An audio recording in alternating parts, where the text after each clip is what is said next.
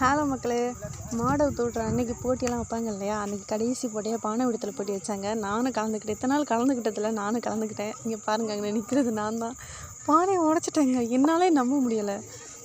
சித்தப்பா, பெரியப்பா, அண்ணன், மாமா, மச்சான், ஊரில் அத்தனை பேர் இருப்பாங்க. அத்தனை பேர் முன்னாடி அசிங்கமாக இருக்கக்கூடாதுன்றதுக்காக நான் இதுலேயுமே கலந்துக்க மாட்டேன். சரி, பண்ணி தான் பார்ப்பவேன்னு பார்த்தேன். பார்த்தீங்களா? அதுக்கப்புறமா மறுநாள் தான் ப்ரைஸ் கொடுத்தாங்க. இது என் தம்பி வாங்கினது. பேனா பென்சில்லாம் வந்து சின்ன பிள்ளைங்க எல்லாருக்குமே கொடுத்தாங்க. இது மேக்ஸிமம் 1 2 3 டப்பா என் தம்பி வாங்கினது. இது என் தங்கச்சி வாங்கினது. இன்னொரு பச்சை கலரில் ஒரு சின்ன கூடை மாதிரி, அதுவும் என் தங்கச்சி வாங்கினது தான். இப்போ வருது இல்லையா சில்வர் குண்டா, இது வந்து வீட்டுக்கு வீடு வரி கொடுத்த எல்லாருக்குமே கொடுத்தாங்க. இப்போ பாருங்கள், நம்ம ஹீரோ இது தாங்க பானை உடைச்சது கொடுத்தது. ஒரே குஷி ஆயிடுச்சுங்க எனக்கு பானை உடைச்சதுக்கு. அதுவும் இவ்வளோ பெருசு.